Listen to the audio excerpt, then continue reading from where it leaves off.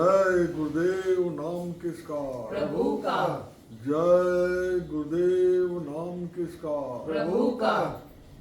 जय गुरुदेव नाम किसका? प्रभु का।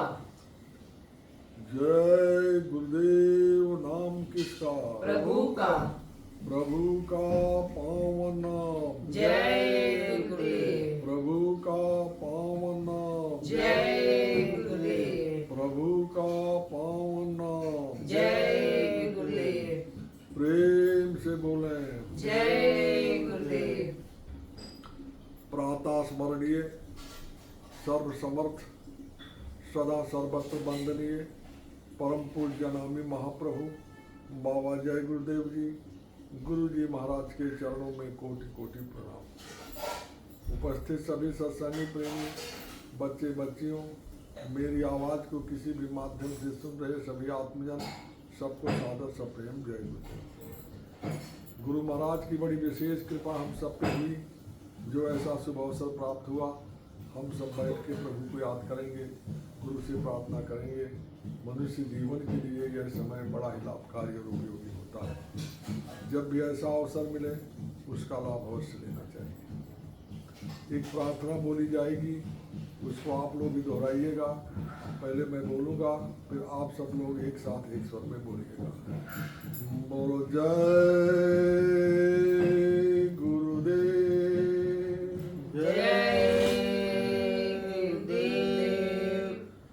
भरोसो चरण कमल का तेरे।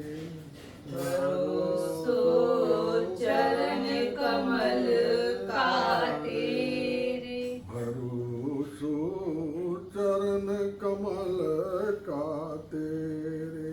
भरोसो चरण कमल का तेरे। सांस सांस पर आस तुम्हारी। सांस सांस पर आस तुम्हारी। और न काहू के रे। और न काहू तेरे। भरोसो चरण कमल का तेरे। भरोसो चरण कमल का तेरे। जब से जीव भया संसारी। जब से जीव बना संसारी। जब से जीव भया संसारी। जब से जीव भया संसारी। फिरे काल के फेरे। फिर काल के फेरे। सुध बुद्धि भूल गया निज घर की। सुध बुध भूल गया निज घर की। सपन हरि नहीं हेरे। सपनों नहीं हरि तेरे। सपने हूँ हरि नहीं हेरे। सपने नहीं हरि नहीं हेरे। भरोसो चरण कमल का तेरे। भरोसो चरण कमल का तेरे। परम दयाल हरि निज जनहित। परम दयाल हरि निज तेरी।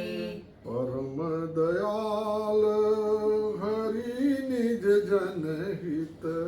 परम दयाल हरि निज जनहित। रूप धरा नर के रे।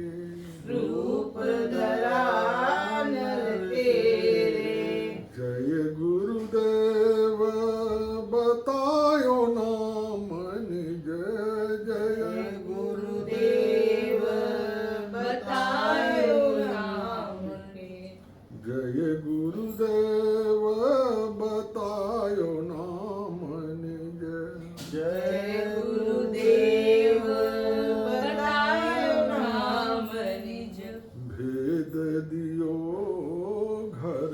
पूरे। भेज दियो घर पूरे। जाग जाग अब क्यों नहीं जागे, जाग जाग अब क्यों नहीं जागे। हरि आए बिन हेरे, हरि आए बिन हेरे। चरण कमल पर शीश चढ़ा कर, चरण कमल पर शीश चढ़ाकर। भाग जगा निज ले रे, भाग जगा निज ले। भरोसो चरण कमल का तेरे, भरोसो चरण कमल का तेरे। जय गुरुदेव। जय गुरुदेव। उपस्थित सभी सत्संगी प्रेमी बच्चे बच्चियों, सभी आत्मजन, सबको सादर सप्रेम जय गुरुदेव। इस संसार में गुरु को छोड़कर कोई अपना नहीं। अगर ये मनुष्य कितना भी ज्ञान प्राप्त कर ले, शास्त्रों का अध्ययन करके, ग्रंथों का अध्ययन करके बहुत सारी जानकारी उसको मिल सकती है।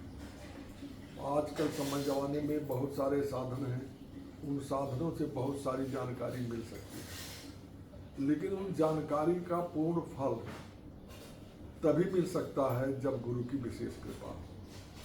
बिना गुरु की कृपा के कुछ नहीं हो सकता है।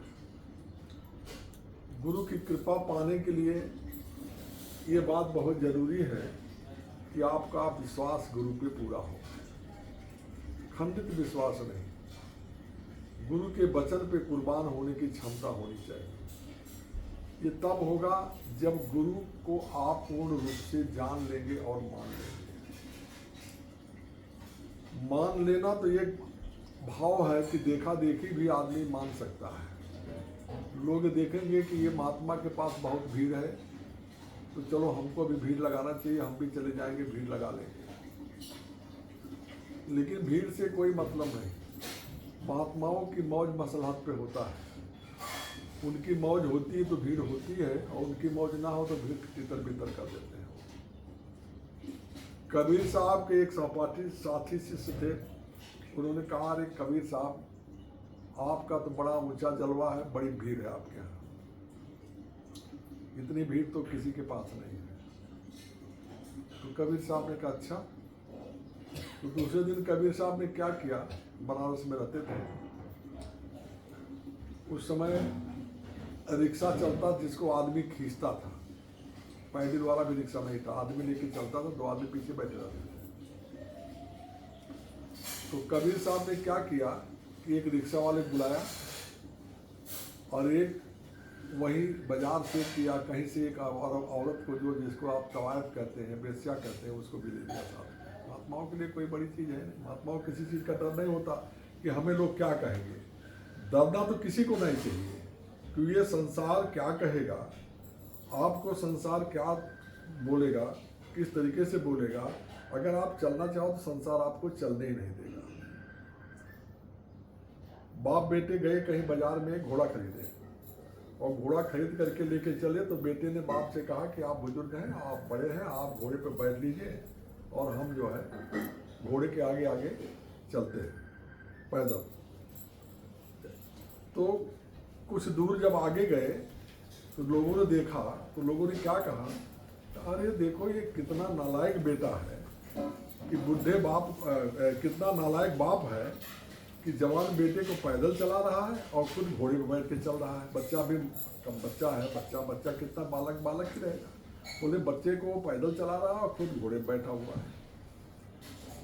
तो बाप ने कहा बेटे से, बेटा एक काम कर, तू बैठ जा, हम चलते हैं घोड़े को लेकर। तो बाप उतर गया और बेटा घोड़े पे बैठ गया। तो कुछ दूर जब गए चल करके, तो कुछ लोगों ने देखा तो उन लोगों ने कहा कि देखो कितना नालायक बेटा है कि बूढ़े बाप को पैदल चला रहा है, खुद घोड़े पर बैठा है। अब उधर देखो बाप को बोले नालायक है, बेटे को पैदल चला रहा है, इधर बोले बाप नालायक है, बेटा नालायक है, बाप को पैदल चला रहा है। तो कुछ दूर आगे गए तो बाप ने बेटे से कहा बेटा ऐसा है कि हम दोनों बैठ लेते हैं घोड़े पर। तो दोनों बैठ गए। तो दोनों बैठ गए तो फिर कुछ लोगों ने कहा कि देखो कितने निर्दयी दोनों बाप बेटे हैं कि एक ही घोड़े पर दोनों बैठे हुए हैं, उस जीव का, उस जानवर का कोई ख्याल इनको नहीं। तो दोनों ने सलाह किया अब क्या किया जाए। तो बोले चलो अपन दोनों पैदल चलते हैं और घोड़े को ऐसे लेकर टेका के लेके चलते हैं, रस्सी पकड़ चलते हैं घोड़े को। तो दोनों उतर के पैदल चलने लगे। तो कुछ लोगों ने देखा तो फिर कहा देखो कितने बेवकूफ़ हैं दोनों कि घोड़ा होते हुए बाप बेटे दोनों पैदल चल रहे हैं। तो बाप ने बेटे से कहा बेटा ये दुनिया है, इसे कुछ कहेगी दुनिया, ऐसे कुछ करेगी, इससे छुटकारा मिलेगा नहीं। तो एक काम करो जैसे अपन चलते तो वैसे चलो। तो बाप बैठ गया, बेटा लेके चला गया, अपना रास्ता तय किया। तो ये संसार आपको चलने नहीं देगा, ये संसार कुछ न कुछ कहेगा, उसका धर्म है कुछ न कुछ कहेगा। बगैर कुछ कहे हुए उसका मन मानेगा ही नहीं। तो इसके लिए आपको अगर अपने लक्ष्य को पाना है, अपने काम को पूरा करना है, तो दुनिया के तरफ से अपनी आंखें मोड़ लो।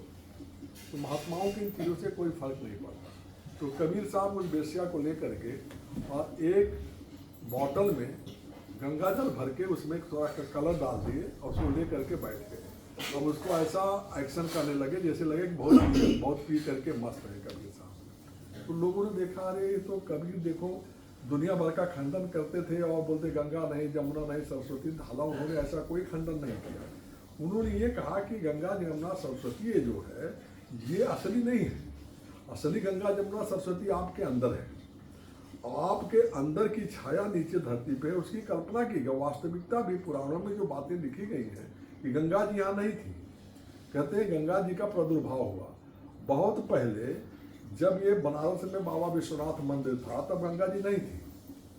कहते हैं गंगा जी का अवतरण हुआ वहाँ पे। वो जो कुआं है जिसको आप ज्ञान वापी कहते हैं, वापी का मतलब कुआं, कूप, वापी मतलब कूप। तो वो ज्ञान वापी कूप ही भगवान शिव ने बनाया था और उसी जल से उनका अभिषेक होता था, लोग उसको पीते थे। उस जल की ऐसी मान्यता थी पुराणों में, आज भी लिखा हुआ है कि अगर उस जल का एक बार आप पान कर लो तो आपको पुनर्जन्म नहीं होगा। ऐसी मान्यता उस जगह की थी। भाई की नहीं पता नहीं, ऐसा ग्रंथों में वर्णित है। तो वहाँ पे वो अपना वो स्थान वहाँ पे था। तो वो उन्होंने उस समय गंगा जल को भर करके जब चले शहर, पूरा शहर घूमे तो लोगों ने देखा अरे बोले कबीर साहब तो दुनिया भर का कहते थे वो ऐसा कि गंगा जी अंदर हैं, सब बाहर हैं। ये देखो सब इनका दिखाई पड़ गया, अब ये अपने असली रूप में आ गए। अब अगले दिन क्या हुआ कि उनके दरबार में कोई भीड़ नहीं, सब अपना छटक गए। तो महात्माओं को भीड़ भाड़ से कोई मतलब नहीं। कहीं बहुत भीड़ है वो महात्मा बड़ा है और कहीं भीड़ कम है वो महात्मा छोटा, इससे कोई मतलब नहीं। आपका प्रेम सत्संग से होना चाहिए। सत्संग कौन कर रहा है ये महत्वपूर्ण नहीं है। भगवान की कथा कौन कह रहा है ये महत्वपूर्ण नहीं है। मंदिर कौन सा बड़ा है, कौन सा मंदिर छोटा है और कहाँ बहुत ज़्यादा ज़बरदस्त पूजा होती है, कहाँ कम पूजा होती है, उससे कोई मतलब नहीं। आपसे मतलब भगवान से होना चाहिए। लेकिन हम इंसान स्वरूप में होकर के कहते नहीं वो पंडित का कथा बहुत अच्छा है, वो आदमी का सत्संग बहुत बढ़िया है। अब आप भगवान को या सत्संग से मतलब नहीं, आपको उस आदमी की वाणी से मतलब है या उस मंदिर विशेष के स्थान से जहाँ बढ़िया आरती होती है, बढ़िया बाजा बजता है, बढ़िया भजन होता है, बढ़िया लाइटिंग की हुई है, आप उसको देखते हो। आप भूल जाते हो कि हम भगवान को देखते हैं। भगवान तो कहीं भी भगवान ही है, भगवान वही रहेंगे। जब कहा है कि जड़ चेतन जगदीव में सकल नाम में जान, बंदो सबके पद कमल सदा जोर जुग पान। जब सबको राममय आप देखोगे तो फिर आपको कौन अच्छा कौन बुरा कैसे। कहा घी का लड्डू टेढ़ा मेढ़ा, घी से अगर लड्डू बनाया जाए तो बांधने में टेढ़ा मेढ़ा हो गया तो उसके स्वाद में थोड़ी कोई कमी आने वाली है। फर्क इतने होगा कि अच्छे से कोई बांधेगा, अच्छे से मुट्ठी बना करके बढ़िया गोल गोल बनाएगा तो देखने में थोड़ा अच्छा लग सकता है, लेकिन स्वाद में कोई फर्क आएगा क्या? कोई फर्क नहीं आ सकता है। तो इसलिए भगवान की पूजा उपासना, सत्संग या कथा वार्ता जो भी यहाँ पे होता है वो बोलने वाले से महत्वपूर्ण है, उस बात का महत्वपूर्ण है कि सत्संग हो रहा है। सत्संग अगर हो रहा है तो सत्संग जल जो कोई पावे मैं लाई सब कट जावे। सत्संग का पानी यानी गंगा जल समझो भर के दिया जाए तो पवित्र रहेगा, कहीं से रहे। वो चाहे लोटा में ले आओ, चाहे बॉटल में ले आओ, चाहे बाल्टी में ले आओ, चाहे चमड़े के थैले में ले आओ, उससे कोई फर्क नहीं पड़ने वाला। गंगा जल ही रहेगा। आपका आस्था विश्वास उस गंगा जल पे होना चाहिए। तो आपका आस्था विश्वास उस भगवान पे यानी उस सत्संग पे होना चाहिए, जो सत्संग का मतलब है कि सत्य की चर्चा, सत्य के साथ होना। सत्य कौन है? सिर्फ सदगुरु, गुरुदेव ही सत्य है, भगवान ही सत्य है। गुरु और भगवान में कोई अंतर नहीं है। मनुष्य रूप में गुरु आए हुए, जो कहा भी प्रार्थना में आपने पढ़ा कि भरोसे चरण कमल को तेरे, उनके चरण कमलों का भरोसा रखो और वो हरि आए बिन हेरे। आपके सामने हरि रूप में, नर रूप में परमात्मा स्वयं बिना आपके खोजे हुए आ गए। उन्होंने खोजा, हम सभी लोगों को गुरु महाराज ने खोजा। हम लोग गुरु महाराज को नहीं खोज सकते थे। गुरु महाराज अपनी कहानी बताते थे कि भई हम तो गुरु महाराज की खोज में बहुत भटके, इतना भटके जिसका कोई कल्पना नहीं। अब उतना हम लोग भटकाव थोड़ी हुआ। हम लोगों को तो सीधे सीधे वो मिल गए, खोज खोज के मिल गए, गांव गांव जाके मिल गए, जगह जगह जाके मिल गए, घर घर जाके मिल गए। तो ये कितनी बड़ी कृपा और कितने भाग्यशाली हम लोग हैं कि ऐसे महापुरुष हम सबको अपनी जगह पे आकर के मिल गए। बिन हेरे हरि आए बिन हेरे, बिना खोजे वो हमको मिल गए। तो अब इसमें करना क्या होना चाहिए कि मंगल भवन मंगलहारी, द्रव सु दशरथ अजर बिहारी।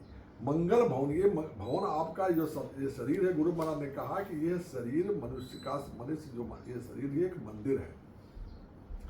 ये मनुष्य रूपी मंदिर में वो कौन निवास करता है? वो परमात्मा निवास करता है। मंगल भवन अमंगलहारी, इस मंगल भवन में वो अमंगलहारी कौन सा? परमात्मा यानी गुरु स्वयं निवास करता है। द्रव सु दशरथ अजर बिहारी।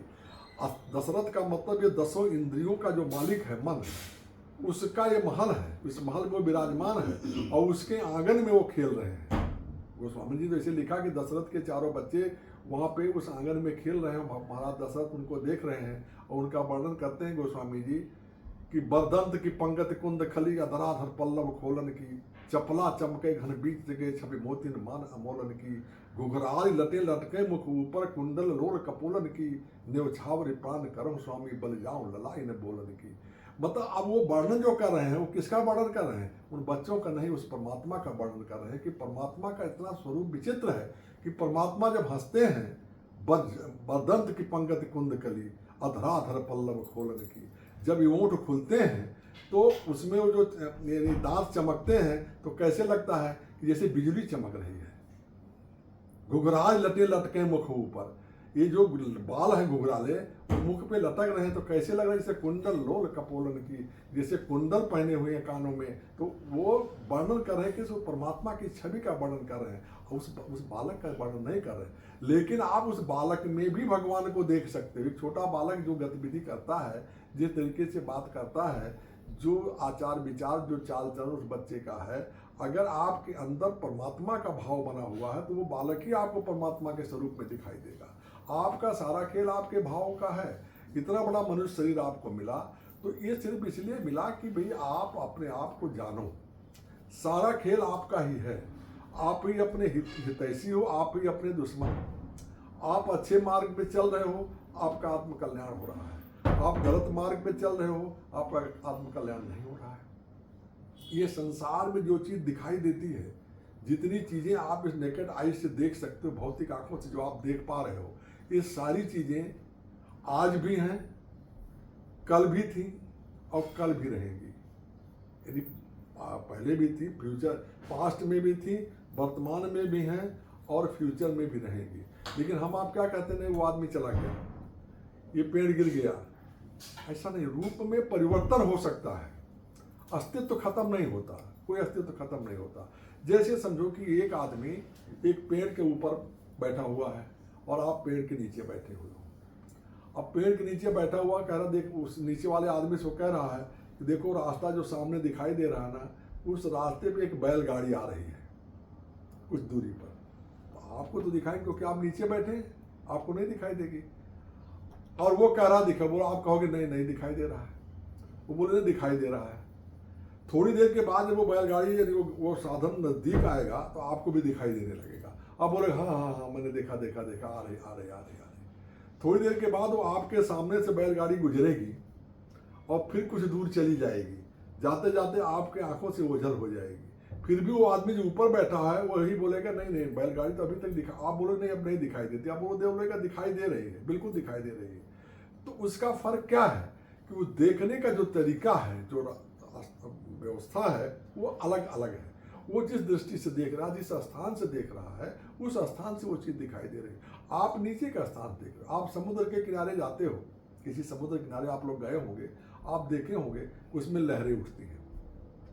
तो उन लहरों को उठती हैं, लहरें खत्म हो जाती हैं, लहरें उठती, लहर खत्म हो जाती है, लेकिन समुद्र वही रहता है। समुद्र तो कहीं नहीं जाता, समुद्र में कोई बदलाव नहीं होता।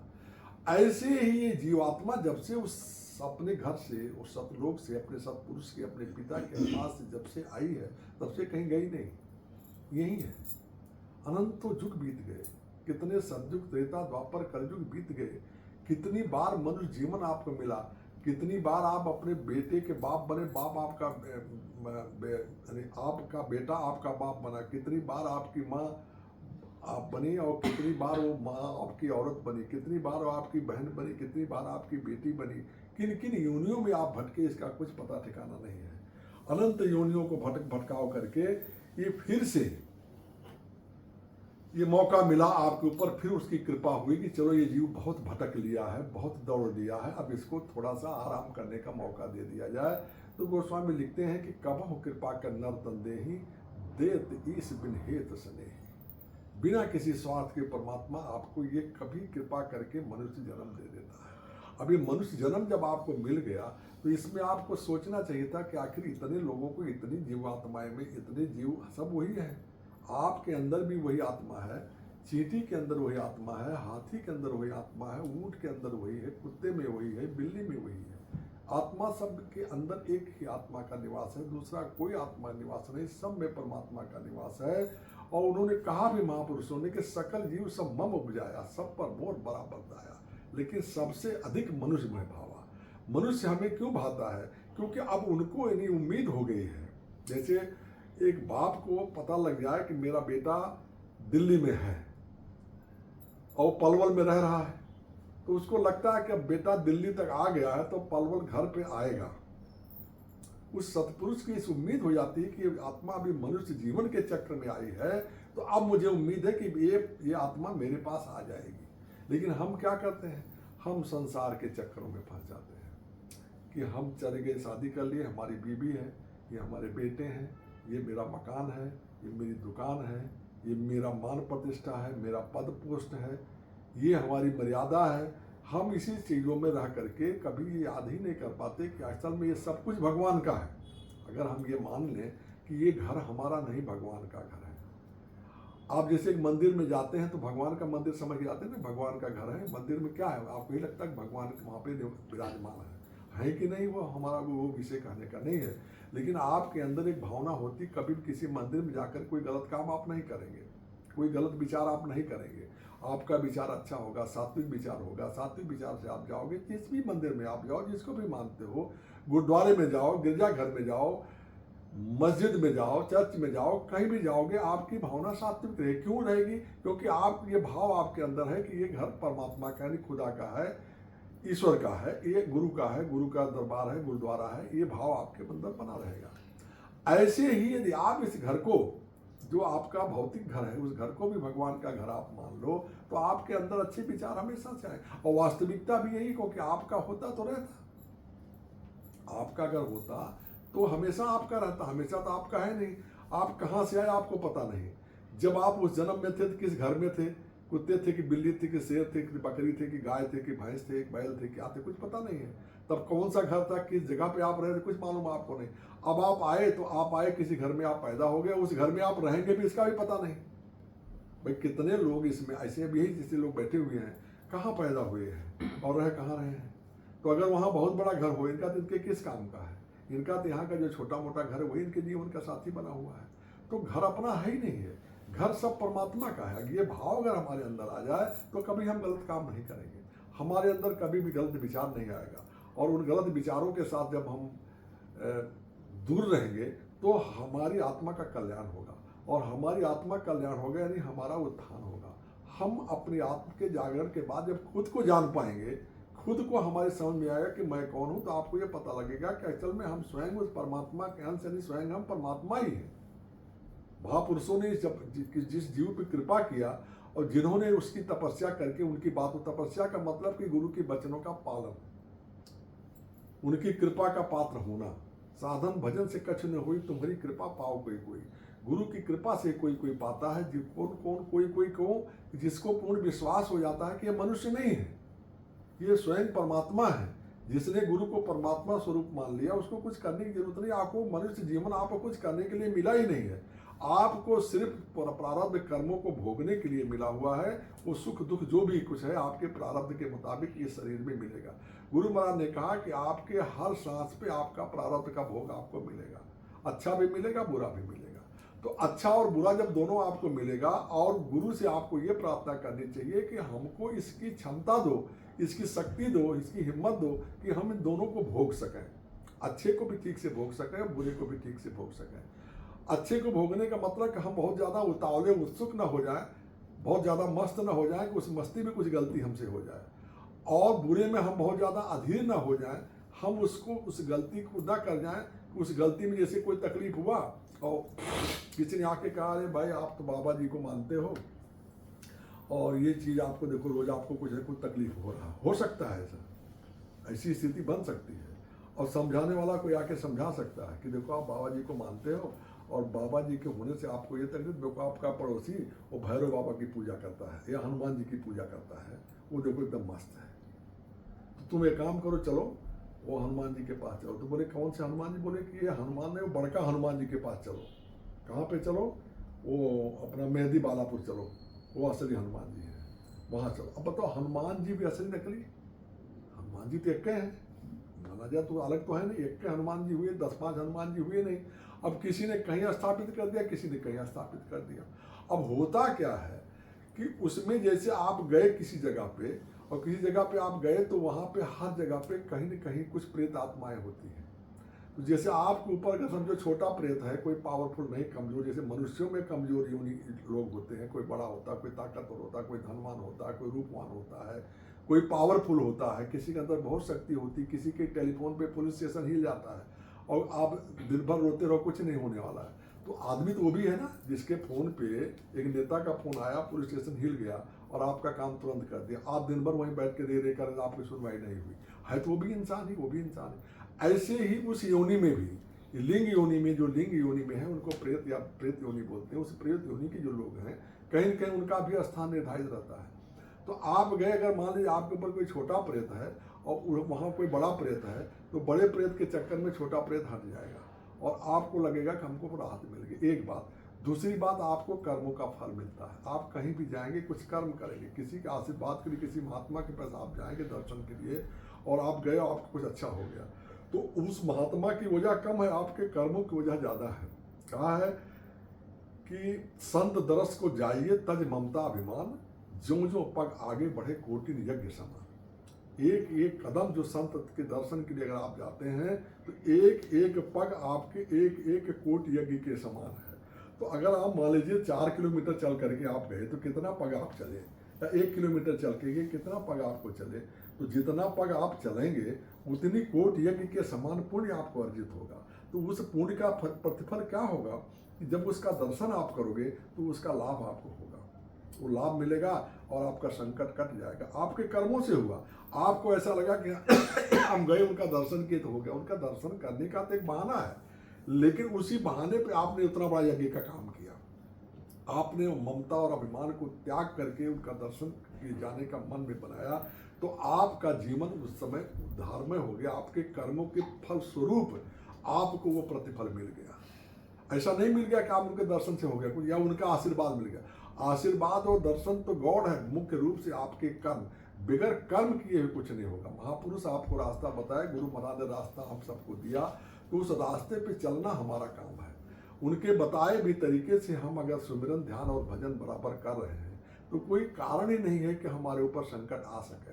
संकट आ ही नहीं सकता। ये कहा, नाम लेत भवसिंध सुखाही, सुजन विचार करो मन माही। ये नाम में इतनी बड़ी ताकत है, इतना बड़ा पावर है जय गुरुदेव नाम में कि इस नाम को अगर आप मंजन कर रहे हैं, यानी उसको परिमार्जन कर रहे हैं, भजन कर रहे हैं, उसका ध्यान कर रहे हैं और सुमिरन कर रहे हैं और नाम में आप रमे हुए हैं, तो आपका कोई दिक्कत आपके सामने आ ही नहीं सकता। कोई बड़ा से बड़ा संकट भी अगर आएगा तो गुरु महाराज ने कहा वैसे बाहर से जैसे बारिश होती है, आपने छतरी लगा लिया तो छतरी लगा लिया तो बारिश आपको नहीं पड़ती, छींटा पड़ेगा, थोड़ा हल्का फुल्का फुहारा जैसा लगेगा, कपड़े आपके थोड़ा बहुत भीग सकते हैं, लेकिन आप सराबोर नहीं होंगे बारिश से जो है।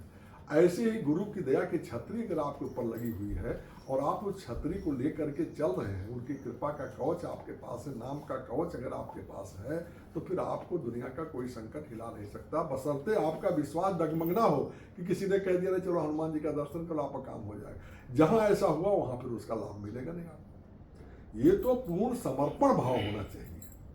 जब तक पूर्ण समर्पण भाव गुरु के प्रति आपका नहीं होगा तब तक नहीं हो सकता है।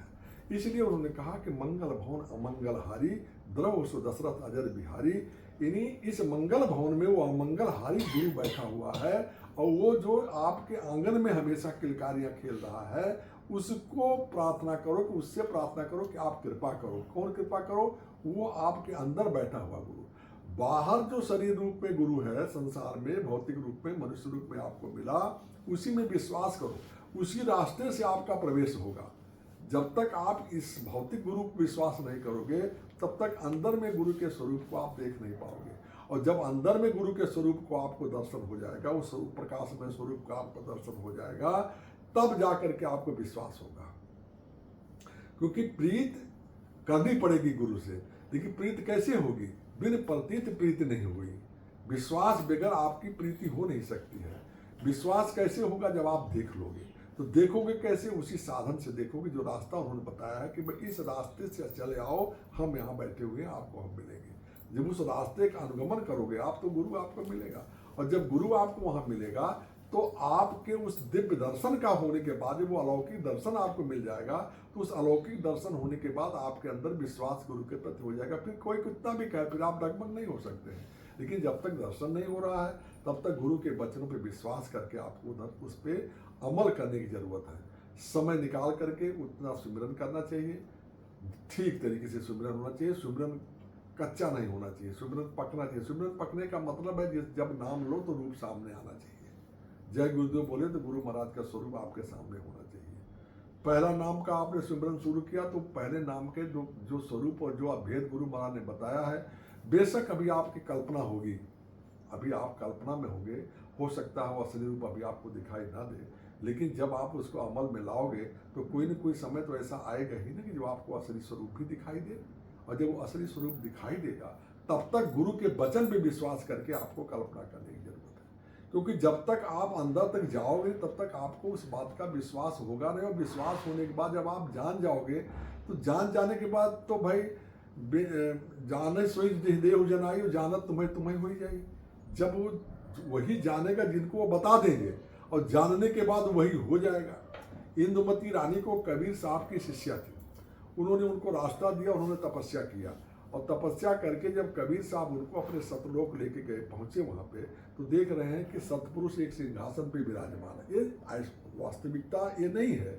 सिंहासन उंगासन कुछ नहीं होता, वो तो सब उन्हीं के मय होता। जैसे पानी के समुद्र में आप पहुंचो तो पानी का गिलास लेके जाओ, पानी का लोटा लेके जाओ, पानी की बाल्टी लेके जाओ, जो भी लेके जाओगे, जब वो पानी उस समंदर में पड़ेगा तो पूरा समंदर ही समंदर होगा, कोई समुद्र सिंहासन पे नहीं बैठा हुआ है। ऐसे वहाँ का वातावरण ही ऐसा है कि सब कुछ सत्पुरुष के रूप में पूरा उसमें विराजमान है। लेकिन समझने और समझाने के लिए महापुरुषों की इच्छा के मुताबिक सारी चीजें निर्मित हो जाती हैं जिससे आपको बात समझ में आ सके।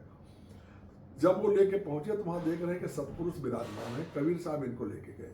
तो जब वहां लेके गए तो कबीर साहब वो जैसे नीचे आपने देखा वो चमर रखा हुआ है, जैसे वो कभी कभी गुरु महाराज के लिए चलाते हैं उसको, तो समझो वो ऐसा चमर लेके उठाया, वहां रखा हुआ था, कबीर साहब ऐसा चमर हिलाने लगे।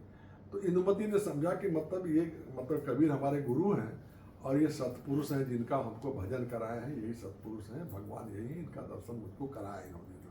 अब वो प्रसन्न होकर के जब उनको प्रणाम करती हैं तो वहाँ क्या देखती, जब प्रणाम किया और जब सर उठाती तो क्या देखती कि कबीर साहब ही उस पर विराजमान है, और जो पहले विराजमान थे अब वो चमर कर रहे हैं। बात उलट गई वहां पे।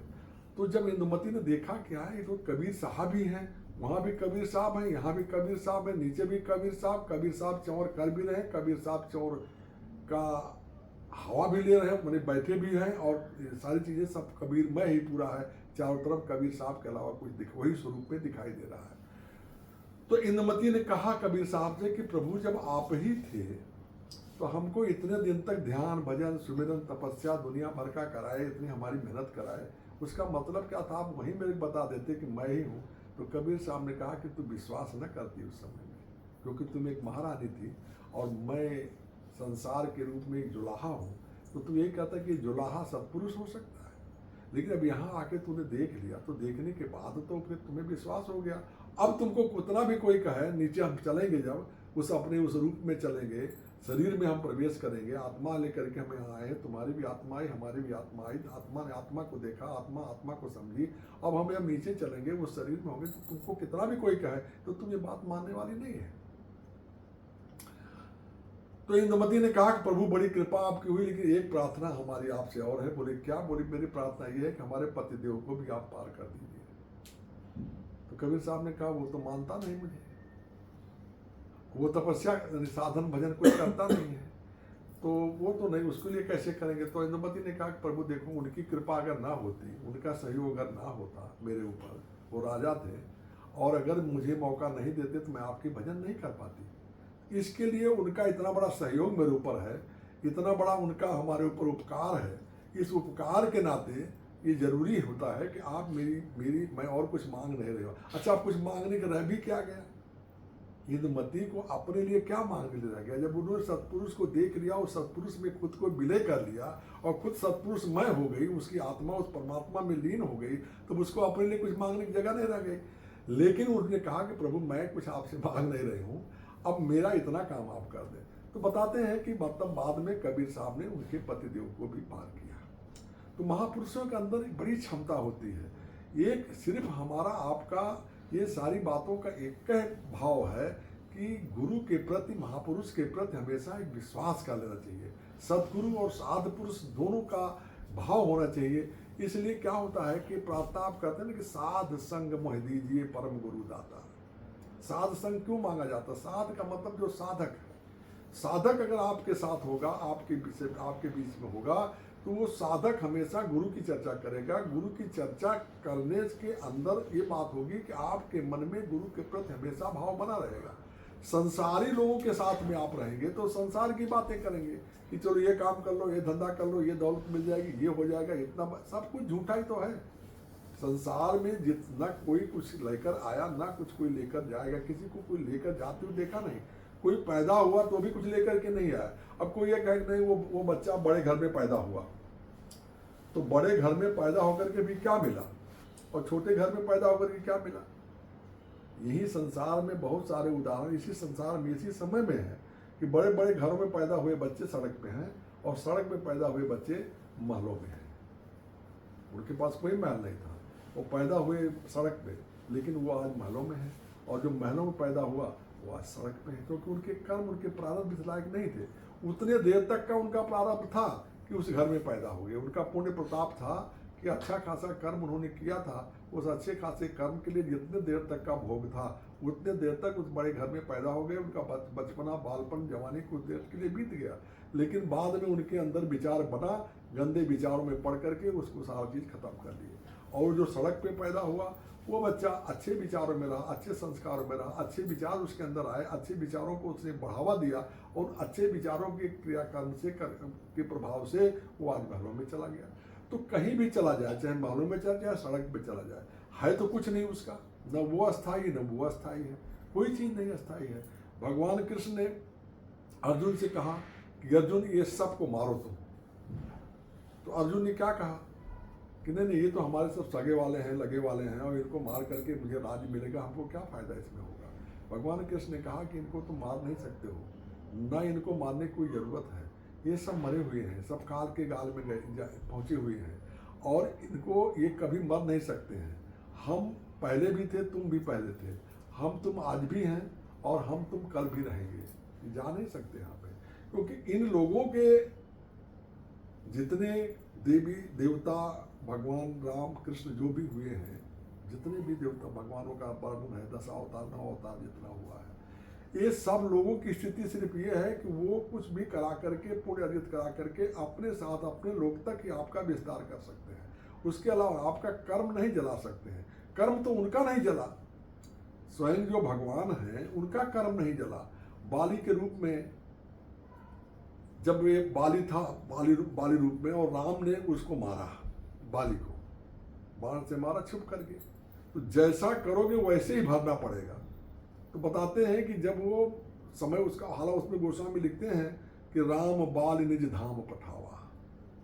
तो निज धाम मतलब राम लोग तक ना, अपने घर। इसी किसी को आप लाओगे अपने घर तक ले आ सकते हो ना, आप ले जाके मोदी घर तक नहीं पहुंचाओगे ना। जो प्रधानमंत्री उसी घर आप नहीं पहुंचा सकते हो। आपका दोस्त आपके घर तक आएगा, आपका कृपा पात्र आपके घर तक आएगा, दूसरे घर तक नहीं जाएगा। तो राम ने कृपा किया बाली के ऊपर।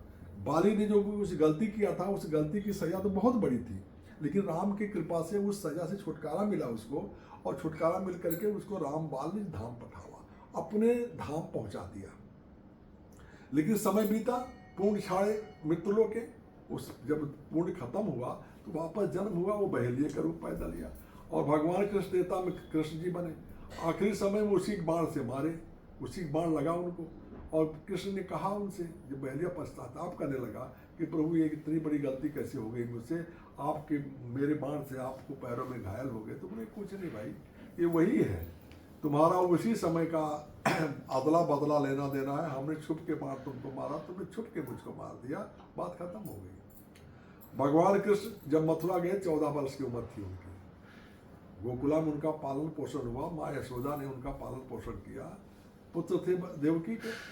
और जब 14 वर्ष के बाद मथुरा गए, वो लड़ाई झगड़ा करके जब कंस का वध किए, कंस की मृत्यु हो गई, तो फिर उनको वापस राज्य दिया। उनके कंस के पिता को राज्य सौंपा, और ये भी राजा ही थे, वसुदेव ही राजा थे, चक्रवर्ती नहीं थे, राजा थे। तो इनको भी जेल से बाहर को जेल में बंद करके रखा था कंस ने। तो 14 वर्ष के बाद जब है वो, यानी वो छूटे, तो उनकी माँ देवकी ने कहा कि बेटा जब तुम भगवान के रूप हो, तुमको लोग भगवान कहते हैं, तो मुझे 14 वर्ष तक इसमें इस जेल में क्यों रखा आपने? जो आप तो उसी समय जब पैदा हुए थे, जब आपकी सारी हथकड़ी मेरी छूट गई थी, और तुम्हारे पिताजी तुमको तुम्हें लिवा करके गोकुला गए पहुंचाने के लिए, तो तुम्हारे आकाशवाणी हुई थी कि भाई इस बच्चे को गोकुला पहुंचा दो। तो यशोदा माँ के पास जाके छोड़ के आ गए थे वो। तो उन्होंने कहा कि माँ, ये बात ऐसा है कि पूर्व जन्म के कर्मों का लेन देन है। तुम उस समय कैकेयी थी, और आपने मुझे 14 वर्ष का वनवास दिया था। तो 14 वर्ष का जो वनवास मुझे दिया था, वो वनवास आपको जेल से रूप में मिल गया। हम आपसे 14 वर्ष तक अलग रहे। और माँ यशोदा उस समय कौशल्या माँ थी, मैं उनका पुत्र राम था। आपने उनसे मुझे 14 वर्ष के अलग कर दिया था, इसलिए 14 वर्ष मैं उनकी गोदी में खेला, बचपना मेरा वहाँ गया। तो जब भगवान को कर्मों के लेन देन से छुटकारा नहीं मिल सकता है, या उनके साथ उनके माँ बाप को छुटकारा नहीं मिल सकता है, तो आपको हमको मिल सकता है? नहीं मिल सकता है। लेकिन गुरु की कृपा से हो सकता है। गुरु महाराज ने क्या कहा कि जब आपको नामदान दिया जाता तो आपके पूर्व जन्मों के सारे कर्म गुरु ले लेता है। आगे कुछ गलत कर्म मत करो, पीछे कर्मों को आपको धीरे धीरे करके भोगना तो पड़ेगा, लेकिन वो तौर तरीके से भोगा देगा। उन्होंने कहा कि भाई जो आपको तलवार से सरापा करना, सूली का सुई बना दिया जाएगा। एक कंकड़ एक सुई चुभ जाएगी तो सूली का जो दंड आपको मिलने वाला था, सूली पर चढ़ाया जाएगा, उसकी छुटकारा आपको मिल गया। बहुत छोटे छोटे कष्टों से आपके कर्मों को गुरु काट देता है, और कर्म को काट करके कर्म बंधन से मुक्त कर देते हैं। ये अधिकार संतों के पास है, ये पावर उनके अंदर है, वो क्षमता उनके अंदर है, वो जो चाहे सो कर सकते हैं। कोई रोक टोक नहीं उसमें है, किसी प्रकार का कोई बंधन नहीं, किसी के बंधन में महापुरुष होते नहीं हैं। महापुरुष सबसे सर्वोपरि होते हैं, उनके अंदर पूरी क्षमता होती, पूरी कायनात का ताकत उनके अंदर होता है। काल महाकाल जितने भी हैं सब उनके सामने थर-थर कांपते हैं उनकी कृपा से। अब ये चीज समझो कितना बड़ा पावरफुल नाम इस कलयुग में जय गुरुदेव नाम लगा करके गुरु महाराज ने दे दिया। ये जय गुरुदेव नाम इतना पावरफुल है कि इस नाम के लेते ही भवसिंधु सुख आ सकता है। एक दो छोटा मोटा नहीं, पूरा भवसागर सूख जाएगा अगर आपके अंदर पूर्ण विश्वास के साथ जय गुरुदेव नाम ले। उन्होंने चैलेंज करके कहा कि कोई संकट का समय है, आप जय गुरुदेव नाम बोलोगे, आपकी मदद होगी। तो मदद होती है लोगों की, मदद हुई है और मदद होगी भी। ये नाम कोई आज खत्म होने वाला थोड़ी है, आज भी नहीं खत्म होगा, कल भी नहीं खत्म होगा, ये बहुत दिन तक चलेगा। ये जय गुरुदेव नाम का जो ताकत उन्होंने भरा है तपस्या करके, वो बहुत बड़ी ताकत होती है। इसलिए कहा गोस्वामी जी ने कि नाम सदा संतन अधीना, संत बिना को नाम न जीना। नाम हमेशा संतों के अधीन रहेगा और नाम के बगैर काम चल नहीं सकता। नाम क्या है कि नाम वो है, उस नामी की आवाज है। जो प्रभु है उस प्रभु का एक स्वरूप है नाम, उस नाम के स्वरूप में प्रभु हमेशा विराजमान है और उस नाम का स्मरण करने से आपके सारे संकट दूर हो सकते हैं, बशर्ते वो नाम किसी समर्थ सदगुरु से दिया गया, जिसने उसको जगा लिया है। जब वो दे देता है तो वो उसका अधिकारी है, और जो अधिकारी है वो अपनी चीज किसी को दे सकता है।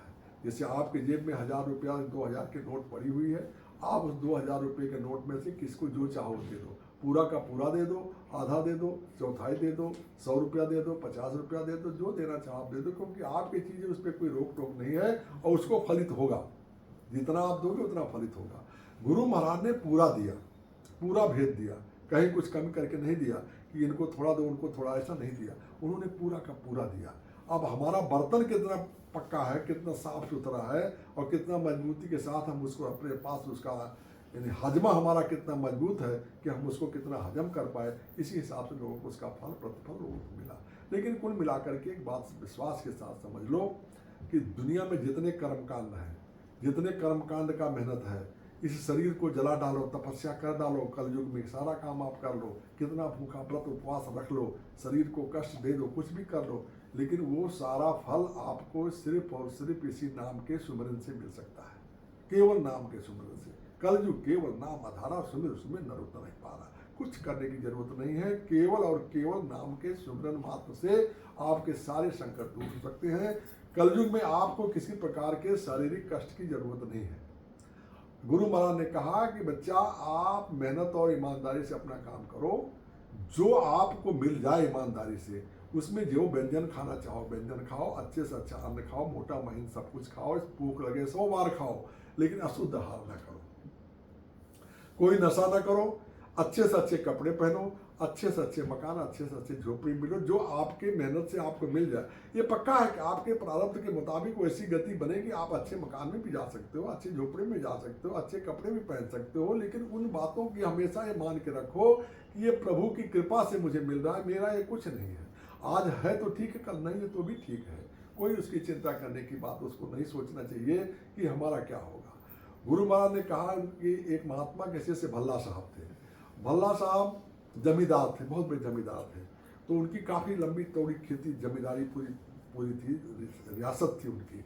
तो उनका जो कारिंदा था वो महात्मा के पास जाता था, वो बार बार कहता था कि प्रभु चलिए एक बार दर्शन करिए, गुरु महाराज का दर्शन कर लीजिए। भल्ला साहब कहते थे ठीक है, मौका आएगा तो मैं दर्शन करूंगा, हमारी भी इच्छा है, लेकिन क्या कहूँ काम काज का फुर्सत नहीं मिलता, समय नहीं मिलता, ये नहीं होता वो नहीं होता। लेकिन महात्मा भी देखिए किसी जीव को पकड़ने के लिए बहुत सारा योजना बनाते हैं। गुरु महाराज ने कम मेहनत नहीं किया। क्यों मेहनत किया? कि उनको मालूम कि जीव अज्ञानी है, इसको ज्ञान नहीं है, इसको पता नहीं कि इसको करना क्या चाहिए, किस रास्ते इसको चलना चाहिए, इसको मालूम ही नहीं है। ये संसार की माया में फंसा हुआ है, इसलिए जगह जगह जा जा करके जीवों को जगाया। तो वो महात्मा जी भी ऐसा कुछ प्रोग्राम बनाए कि वो जमींदार साहब भल्ला साहब के घर के करीबी प्रोग्राम बन गया उनका। तो करीब ये प्रोग्राम बन गया तो कारिंदा ने उनसे कहा कि प्रभु चलिए अब दर्शन कर लीजिए। उन्होंने कहा हाँ आप तो नज़दीक आ गए, चलो चलते थे। अब गए, जब वो दर्शन किए, उनका जब सत्संग सुने, तो यही सब बातें जब उन्होंने बताया कि हाँ संसार में कुछ आपका है नहीं, कोई आपके साथ चलने वाला नहीं है, कुछ भी आपके साथ लेके जाओगे नहीं, सब कुछ यहीं धरा रह जाएगा। चलो सत्संग की कभी कभी कोई बात लग जाती है, कोई बात सत्संग की एक बात भी अगर लग जाए तो बहुत बड़ी बात है, और वो बात वक्त पे याद है। गुरु महाराज ने कहा सत्संग बच्चा ध्यान से सुनो, इसकी कोई एक वचन आपको याद आ जाए, आपके संकट के समय में वचन याद आ जाएगा, आपकी बचत हो जाएगी। तो सत्संग के प्रमाण दिए गए। प्रमाण इस तरीके देखो, जब हनुमान जी लंका में गए और जब वो लंकिनी को एक मुक्का मारा, तो जब रुधिर बमत धानी धनमनी, वो मुंह से खून का उबाल करते हुए, कुल्ला करते हुए जमीन पे गिर गई, तो पुण्य संभार उठी सोलंका, जोर पान कर बिने सशंका, हाथ जोड़ करके दर बस उसने कहा कि प्रभु मैं जान गई। क्या जान गई? बोले जब रावण ने ब्रह्म बर दीना चलते ब्रंज कहा मोह चीना। वो सत्संग उसको याद आ गया। ब्रह्मा ने उसको कहा था सत्संग में कि जब कब चीन्हा चलत ब्रंज कहा मोह चीन्हा, मुझे बताया था, चिन्ह दिया था कि विकल होश ते कब के मारे तब जाने निश्चर संहारे। अब मैं समझ गई कि आप जो है आ गए और अब इन निशाचरों का संहार होना लाजमी है, पक्का है। उसकी जान बच गई। देखो सत्संग की बात याद आ गई, उसकी जान बच गई। नहीं तो हनुमान जी एक मूर्खा मारे के होके कहा जयगिर चरण दे बलवंता, जयगिर चरण दे हनुमंता, चलो सका पाताल तुरंता। जिस पहाड़ पे खड़े हो जाओ साला पताल चला गया वो पहाड़, तो आप बताओ कि जो है उसको मारने के बाद बच जाती? नहीं। लेकिन वो चूंकि संत थे, हनुमान जी भी संत थे, हनुमान जी कोई ऐसे वैसे चीज नहीं थे। उसने कहा विभीषण ने, अब मैं भा भरोसा हनुमंता, बिन हर कृपा मिले नहीं संता। संत थे। तो संत तो कृपा करते हैं, संत किसी की जान नहीं लेते। संत का भाव ऐसा होता है कि गुरु कुम्हार शिष्य कुंभ है, गुरु कुम्हार शिष्य कुंभ है, गढ़ गढ़ काढ़े खोट, अंतर हाथ सहारदय बाहर मारे चोट। तो बाहर से दिखेगा कि मार रहे हैं, लेकिन अंदर से हाथ भी लगा के रखते हैं कि टूटे न पावे घड़ा जो है। ऐसे गुरु अपने शिष्य को संकट के समय तो संकट देगा, क्योंकि आपके प्रारंभ का वो कर्म है। आपने पूर्व जन्मों में कितने संचित कर्म आपके हैं जिसका आपको कल्पना नहीं है। उन संचित कर्मों को भोगा करके इसमें खत्म करना है। तो ऊपर से तो हथौड़ा पड़ेगा, लेकिन गुरु की दया अंदर से प्रवेश करके रहेगी। आपके अंदर हमेशा हर स्थिति में आपकी हिम्मत बनी रहेगी। आप डगमग नहीं हो सकते हो, कभी भी हिल नहीं सकते हो। ये कृपा गुरु की बनी रहेगी। तो तब वो कृपा जब बनी रहेगी तो फिर आपका क्या बिगाड़ सकता है? क्या राखन हार रहे बुच्चा तो क्या बिगड़े खुद के बिगाड़े। ये संसार कोई आपको क्या बिगाड़ सकता है कि स्वयं परमात्मा आपकी रक्षा के लिए तैयार है। जो वचन गुरु महाराज ने दिया है कि बच्चा तुम्हें चिंता करने की कोई जरूरत नहीं है, तो गुरु का जब हाथ सर पे है तो चिंता किस बात की है? कोई चिंता नहीं करनी चाहिए। कहा रिद्धि सिद्धि पानी भरे, रिद्धि सिद्धि तो आपके साथ हमेशा रहती हैं और मुक्ति खड़ी है पास।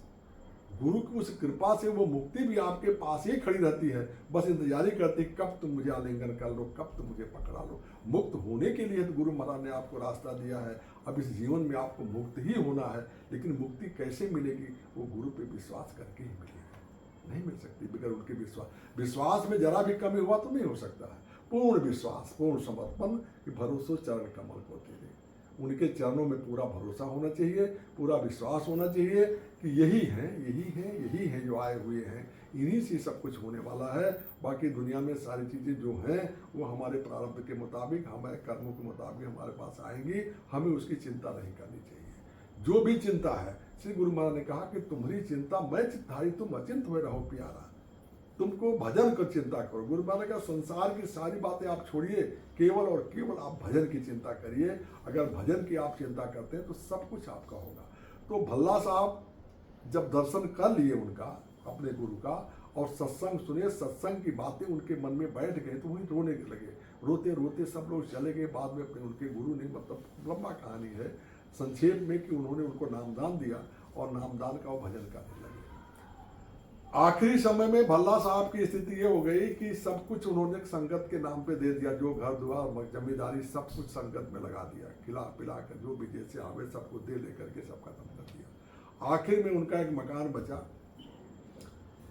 और वो मकान भी टूट फूट गया। बड़ा मकान था, तो अपना लास्ट अंदर एक कमरे में रहते थे। गुरु का संदेश आया कि गुरु का कार्यक्रम है और भल्ला को बोलो 25,000 रुपये का इंतजाम करें। भल्ला के पास दूसरा कुछ था नहीं। भल्ला को जब खबर आई तो भल्ला खुश हुआ, बोला ठीक है। बनिया को, सेठ को बुलाया, उस महाजन जो उस बाजार के वहाँ शहर के रहे होंगे, भाई ये मेरा मकान बेचना है। बोले कितना दोगे? बोले 25,000 दोगे। बोले बस बस बस बहुत है, इतने हमको चाहिए ही चाहिए। वो 25,000 में मकान बेच करके और दे दिया संगत को अपने गुरु के, उसमें गुरु के काम में लग गया। वो पूरा हो गया पूरा। अब गुरु का कार्यक्रम हो गया और भल्ला के घर बेघर हो गए। लेकिन भल्ला क्या बेघर होंगे? जिनके ऊपर गुरु का घर है, गुरु का साया है, उसको कहाँ बेघर। लेकिन अब ये है, दुनिया को दिखाने के लिए, दुनिया देखने के लिए, दुनिया को समझने के लिए, दुनिया का मान मर्दन करने के लिए भल्ला के अहंकार को खत्म, क्योंकि अहंकार को बगैर खत्म किए हुए परमात्मा नहीं मिल सकता है। अहंकार जब तक आपके मन में है तब तक परमात्मा का कहीं दर्शन नहीं मिल सकता। किसी बात का भी अहंकार हो, आपको इसी बात का अहंकार हो कि हम बहुत जानते हैं, आपको इसी बात का अहंकार हो कि हम बहुत बलवान हैं, आपको धन का अहंकार हो, परिवार का अहंकार हो, पद प्रतिष्ठा मान का अहंकार हो, किसी भी चीज़ का अहंकार का एक सुई का बराबर, नोक के बराबर भी अगर आपके अंदर बचा हुआ, तब तक परमात्मा का दीदार नहीं हो सकता है। तो बल्ला साहब आप कहीं सांझ, कहीं बिहान, कहीं पेड़ के नीचे, कहीं किसी का चले गए, कहीं रोटी मिल गया खा लिया, नहीं खाया, अपना चल रहा। कुछ दिनों के बाद उनके गुरु ने अपने शिष्यों से पूछा, अरे भाई भल्ला आजकल नहीं दिखा देता, कहाँ है भल्ला? तो लोगों ने कहा हुजूर ऐसा। अब देखो ये भी नहीं कि एक चले जाए हम आश्रम में रहें, अरे भाई इतना सब किए थे तो चले जाते आश्रम में, कहते भाई हम इतना सब किए, अब हम कहाँ जाएंगे, हम अपना घर द्वार नहीं रह गया, वहीं रहेंगे, कि वहाँ नहीं गए। वो अपना इधर भटकते रहे, वो पूरा संसार एक घर मान लिए।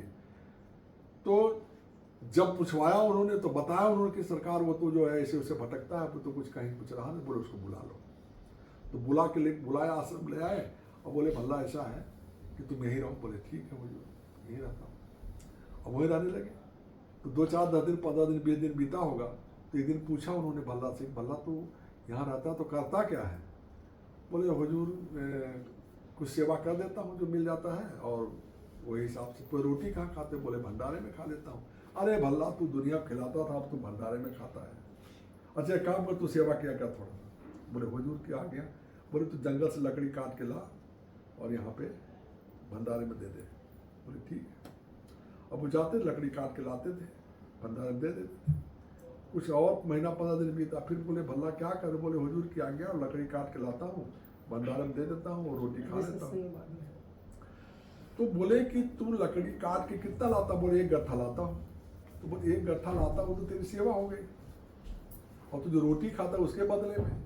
तो बोले हुजूर हुक्म करे। बोले 2 गट्ठा लाया कर। बोले ठीक। अब जाते थे 2 गट्ठा ले आते थे, भंडारे में देते थे, 1 गट्ठा सेवा में, 1 गट्ठे का बदले में रोटी खा लेते थे। कुछ समय व्यतीत हुआ, लकड़ी लेने गए। उस दिन ऐसा माया, देखो गुरु की कृपा जब होती है ना, फाइनल करने का समय आ गया, उनकी अंतिम परीक्षा हो गई कि भल्ला की आखिरी परीक्षा लेकर के और उनको पास करना होता। जैसे बच्चे पढ़ते हैं तो बोले भाई ये 9वीं हो गया, बोर्ड की परीक्षा है, तो फाइनल बोर्ड की परीक्षा भल्ला की आ गई। तो फाइनल परीक्षा में जो गए लकड़ी लेने के लिए, तो ऐसी महिमा हुई, ऐसी माया हुई कि आंधी पानी तूफान जैसा वातावरण हो गया। रात को लेट हो गया, लकड़ी काटते देर, यहाँ दिन में काम में लगाए रहे, दूसरी सेवाओं में लगाए रहे, भल्ला ये कर दो, भल्ला वो कर दो, भल्ला वो कर दो, भल्ला वो कर दो। ये सेवाएं रोज करते ही थे, गौड़ है, लेकिन मुख्य सेवा उनका लकड़ी काट के लाना बहुत जरूरी था। बेकर लकड़ी काट के लाए हुए उनकी सेवा पूरी नहीं होती, लेट हो गया। गए, जाने में देर हुआ, और उधर लौटे सब अंधेरा, थोड़ा पानी, आंधी पानी तूफान। वहां से लेकर के जब चले लकड़ी गट्ठे को, दोनों गट्ठों को लेकर के ला के, तो रास्ते में हवा पानी समझने पे अंधेरे में एक कुएं में गिर गए। गट्ठा सर पे रखे हुए कुएं में गिर गए। अब क्या करें? अब गट्ठा ये रखे हुए सर पे, अब खड़े हैं कि भाई अब सेवा का चीज़ है, इसको भिगाना भी ठीक नहीं, पानी में गिराना भी ठीक नहीं है।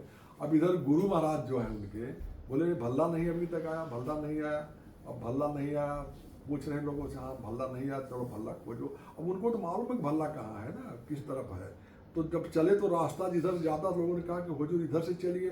वो अपना नहीं, वो अपना रास्ता जिधर जिधर भल्ला कुएं में गिरा था, रास्ता से बौड़िया करके, रास्ता मोड़ करके सीधा उस कुएं के पास पहुंचे। भल्ला भल्ला भल्ला भल्ला पहुंच गए कुएं पे। गुरु महाराज, भल्ला किधर है, भल्ला किधर? नीचे से उन्होंने आवाज़ दिया कि हुजूर मैं कुएं में हूँ।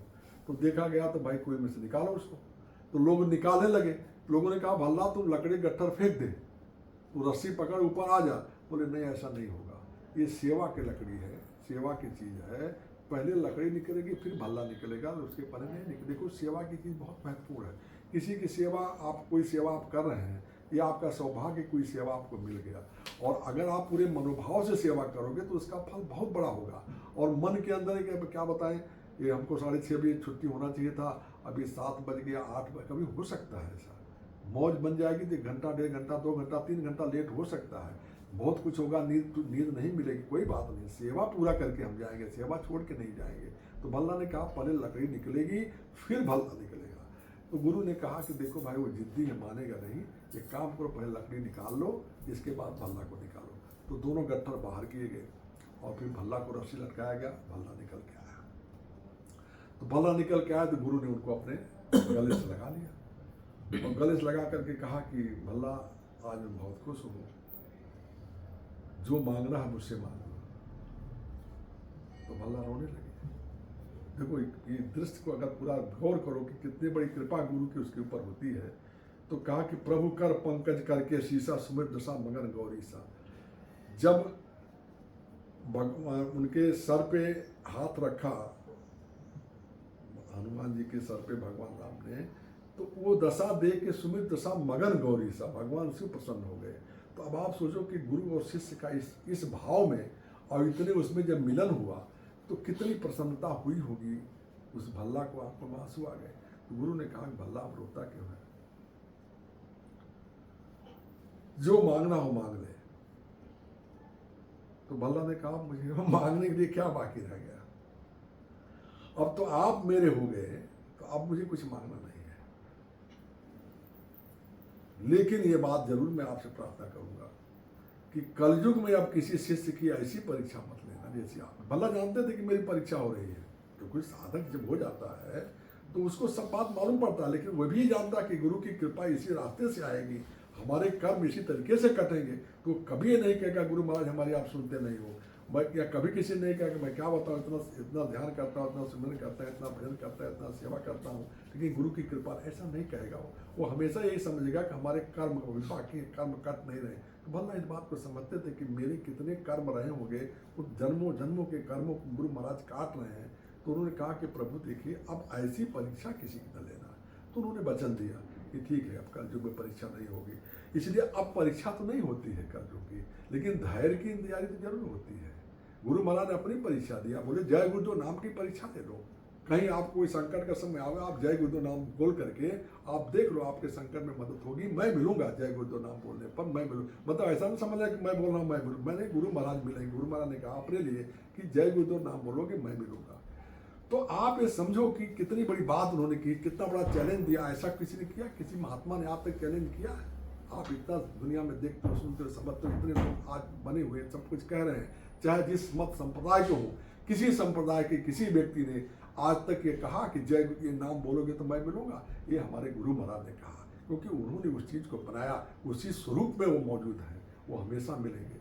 तो भल्ला को उन्होंने वचन दिया कि ठीक है, कलयुग में किसी की परीक्षा नहीं होगी। तो कलयुग में परीक्षा तो नहीं होती है इस तरीके की, लेकिन आपके धैर्य की, आपके प्रेम की परीक्षा तो होगी कि प्रेम के बगैर नहीं कुछ हो सकता। प्रेम बगैर है नहीं, बिना प्रेम के नहीं हो सकता है। राम है केवल प्रेम प्यारा, जान ले जो जानन हारा। गुरु को केवल प्रेम का अभ्यास है, भाव सहित जो खोजे प्राणी, भाव भगत में सब सुख खानी। वो भाव के साथ यदि आपने गुरु का भजन किया तो सब उनकी भक्ति मिलेगी। कौन सी भक्ति? जो सभी सुखों की खानी है। सब सुख जो भी आपका दैविक भौतिक तापा, राम राज्य काहू नहीं व्यापा, कुछ नहीं, सारी जो भी आपका संसार का सुख हो, चाहे परमार्थ का सुख हो, चाहे अर्थ का, धर्म का, काम का, मोक्ष का, सब उसी भक्ति में है। पाओ भगत मम सब सुख खानी, सब सुखों की खानी भक्ति पा जाएगी। तो सब सुखों की खान में सब आ गया उसमें ना, जो आपको जरूरत है सब उसमें करने वाला। तो ये भाव हमेशा गुरु पे हमेशा दृढ़ता बना के रखना, उनके चरण कमल का हमेशा भरोसा रखना। दुनिया में और किसी चीज़ का भरोसा करने लायक नहीं है। अगर भरोसा करने की चीज़ है तो सिर्फ और सिर्फ गुरु है। गुरु पर कभी भी छोड़ के बाकी दूसरे किसी चीज़ पे कभी भरोसा नहीं करना चाहिए। बोलो जय गुरुदेव, जय गुरुदेव। अब नाम यज्ञ करेंगे। जय गुरुदेव, जय गुरुदेव, जय गुरुदेव, जय जय गुरुदेव, जय गुरुदेव, जय गुरुदेव, जय गुरुदेव, जय जय गुरुदेव, जय गुरुदेव, जय गुरुदेव, जय गुरुदेव, जय जय गुरुदेव, जय गुरुदेव, जय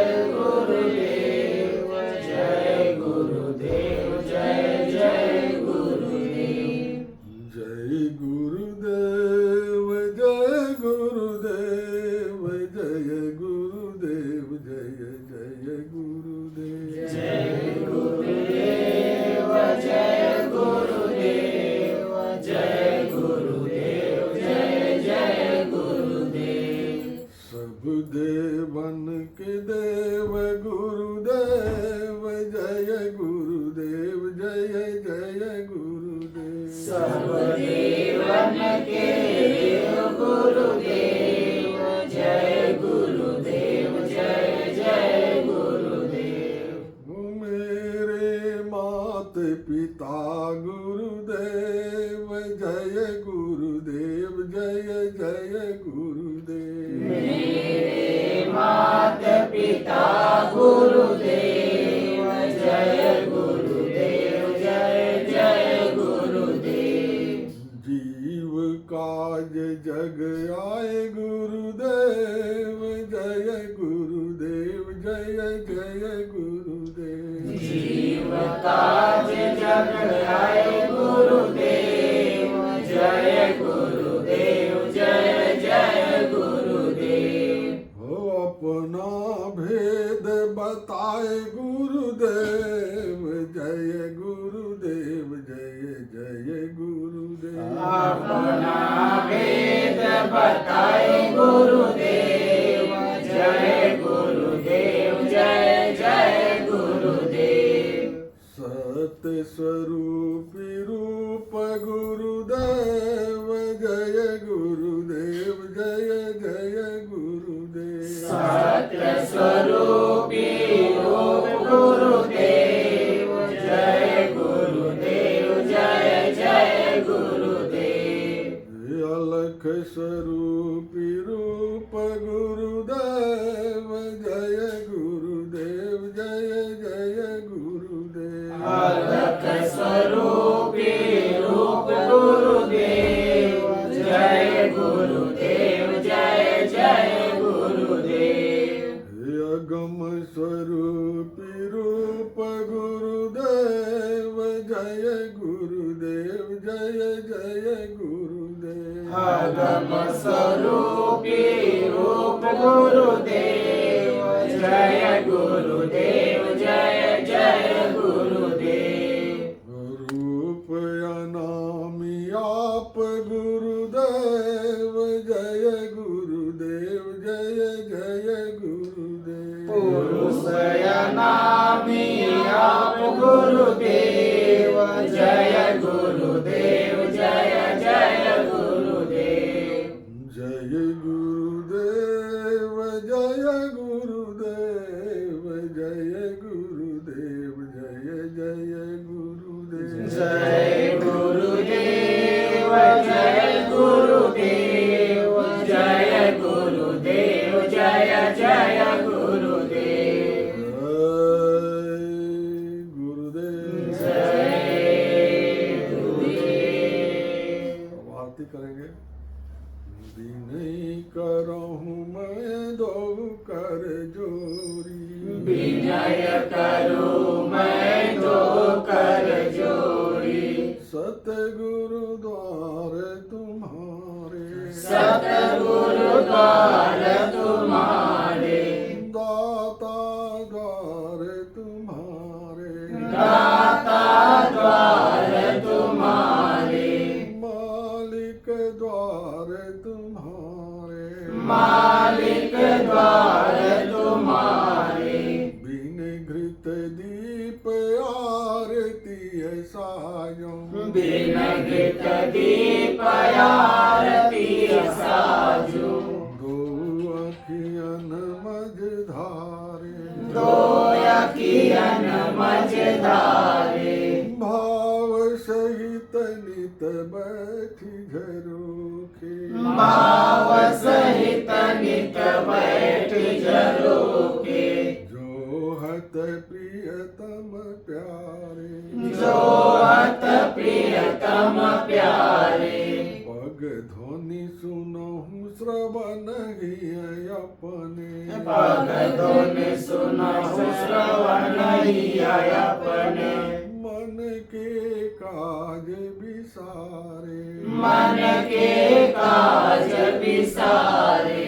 जागिय सुरत पियत चरणामृत। जागिय सुरत पियत चरणामृत। पियत पियत भई न्यारी। पियत पियत भय न्यारे। घंटा शंख मृदंग सरंगिया। घंटा शंख मृदंग सरंगी। बंसिय बीन सुनारे। बंसी बीन सुनारे।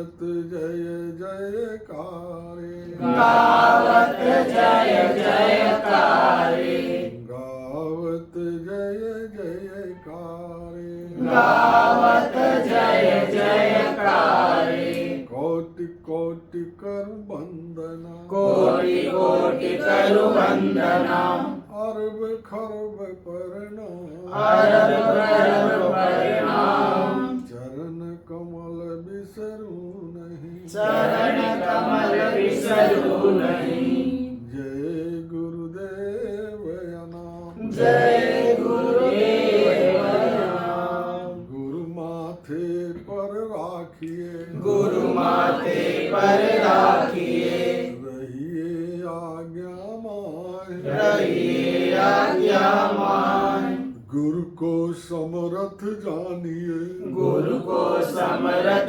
जानिए गुरु को समरथ मानिए गुरु को समरथ मानिए चलिए आज्ञा माय चलिए आज्ञामान कह साहिब तेहि दास को कहे साहिब तेहि दास को कह साहिब तेहि दास को कहे साहिब तेहि दास को तीन लोक भय नाही तीन लोक भय नाय हाथ जोड़ी विनती करो हाथ जोड़ विनती करूं सबिने करूं पुकार सविनय करूं पुकार साध संग नित देव मोहि साधु संग नित देव मोहि साध संग नित देव मोहि साध संग नित देव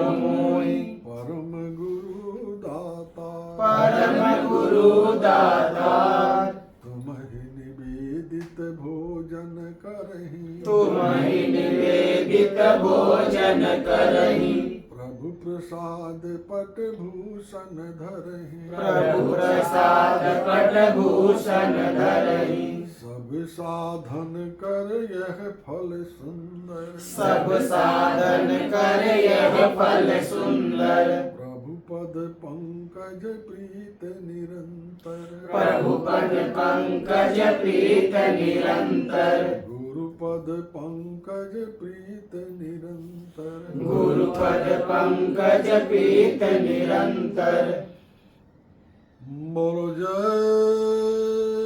गुरुदेव जय गुरुदेव बाबा जी का कहना है शाकाहारी रहना है हिंदू मुस्लिम सिख ईसाई शाकाहारी हो जा भाई बीमारियों से जो बचना है शाकाहारी रहना है हाथ जोड़कर विनय हमारा हो जाए सब शाकाहारी जय गुरुदेव जय